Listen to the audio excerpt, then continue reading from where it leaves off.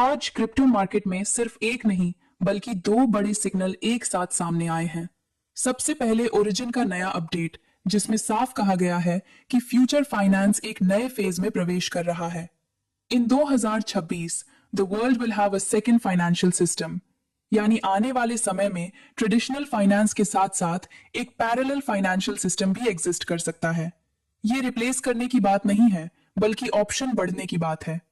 और इसी के साथ अनूबी के लेटेस्ट ट्वीट ने भी डिस्कशन को एक नई डायरेक्शन दे दी है, यानी सिर्फ प्राइस मूवमेंट नहीं बल्कि सिस्टम लेवल सोच की बात शुरू हो गई है।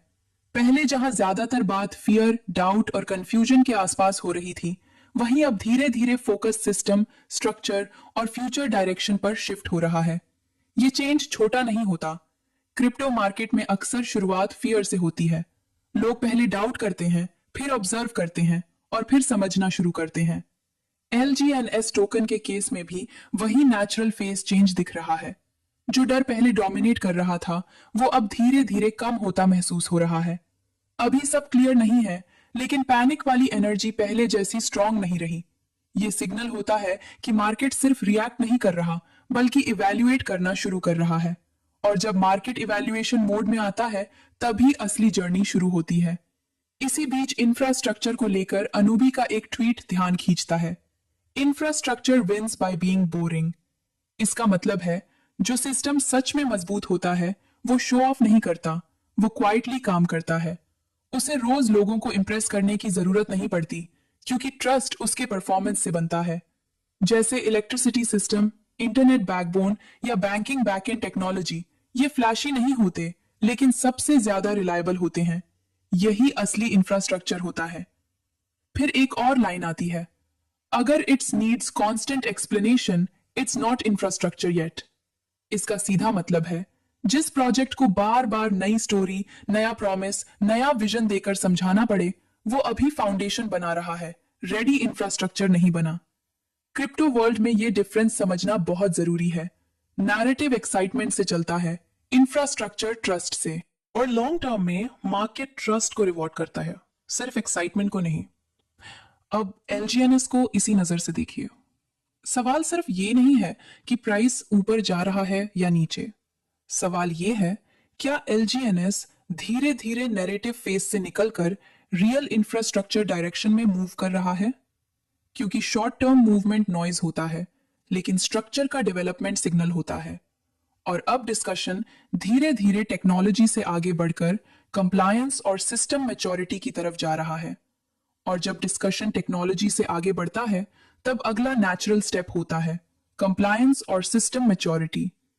इसी कॉन्टेक्स्ट में अनूबी का एक और ट्वीट काफी इंपॉर्टेंट सिग्नल देता है, a real milestone is when compliance stops being bespoke. इस लाइन को ध्यान से समझना जरूरी है।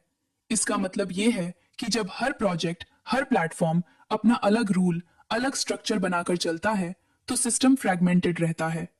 लेकिन जब कंप्लायंस एक स्टैंडर्ड प्लेबुक बन जाता है, तब सिस्टम मैच्योर माना जाता है, यानी रूल्स क्लियर हों, प्रोसेसेस रिपीटेबल हों और सिस्टम ऑडिट के लायक हों। यही फर्क होता है एक्सपेरिमेंट और रियल फाइनेंशियल इंफ्रास्ट्रक्चर में। क्रिप्टो की दुनिया अब धीरे धीरे उसी डायरेक्शन में मूव कर रही है, जहां सिर्फ टेक्नोलॉजी नहीं बल्कि रेगुलेटरी क्लैरिटी और कंप्लायंस फ्रेमवर्क भी इंपॉर्टेंट हो रहे हैं। और जब ये शिफ्ट आता है, तो सिर्फ फास्ट या स्लो सिस्टम मैटर नहीं करता, बल्कि ट्रस्टेड सिस्टम मैटर करता है। इसी चेन में एक और थॉट आता है, जो क्रिप्टो के फ्यूचर को और क्लियरली डिफाइन करता है। Cryptos bottleneck isn't TPS, it's rule clarity. यहां सीधा मैसेज दिया गया है, प्रॉब्लम स्पीड की नहीं है, प्रॉब्लम क्लियर रूल्स की कमी है। आज भी कई ब्लॉकचेन्स फास्ट हैं, ट्रांजैक्शन सेकेंड्स में हो जाते हैं, लेकिन जब लीगल क्लैरिटी नहीं होती, तो अडॉप्शन रुक जाता है, कंपनीज रुक जाती हैं, इंस्टीट्यूशंस वेट करते हैं और यूजर्स कंफ्यूज्ड रहते हैं। यानी रियल बॉटलनेक टेक्नोलॉजी नहीं, ट्रस्ट का फ्रेमवर्क है। अब इसको LGNS डिस्कशन से जोड़कर देखिए। जब कोई project future finance, privacy based ecosystem या पैरेलल सिस्टम की बात करता है, तो उसे सिर्फ फास्ट नेटवर्क या यूनिक फीचर से आगे बढ़ना पड़ता है।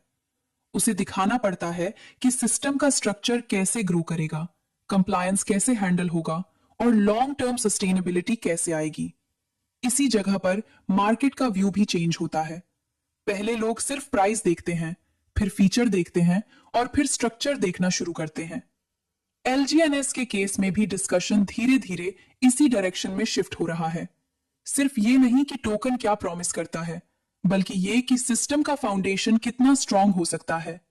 ये स्टेज हर प्रोजेक्ट के लिए क्रिटिकल होती है, क्योंकि इसी पॉइंट पर डिसाइड होता है कि प्रोजेक्ट सिर्फ नैरेटिव बनकर रह जाएगा या धीरे धीरे रियल इकोसिस्टम में कन्वर्ट होगा। और जब मार्केट ये सवाल पूछना शुरू करता है, तो समझ लीजिए इवैल्यूएशन फेज सच में स्टार्ट हो चुका है। अब बात सिर्फ क्लेम्स की नहीं, बल्कि क्लैरिटी की होने वाली है। और यही वो स्टेज होती है जहां किसी भी क्रिप्टो प्रोजेक्ट की असली डायरेक्शन धीरे धीरे साफ होने लगती है। एलजीएनएस को लेकर भी मार्केट का सेंटिमेंट अब धीरे धीरे शिफ्ट होता दिख रहा है। पहले जहां डर ज्यादा था, अनसर्टेनिटी ज्यादा थी, वहीं अब डिस्कशन थोड़ा बैलेंस्ड होता जा रहा है। ये नहीं कहा जा सकता कि सब क्लियर हो गया है, लेकिन इतना जरूर महसूस हो रहा है कि शुरुआती घबराहट धीरे धीरे कम हो रही है। क्रिप्टो मार्केट में यह बदलाव बहुत मायने रखता है, क्योंकि जब लोग बिना सोचे रिएक्ट करते हैं तो मार्केट इमोशन से चलता है, लेकिन जब लोग रुककर समझने लगते हैं तो मार्केट धीरे धीरे लॉजिक पर आने लगता है।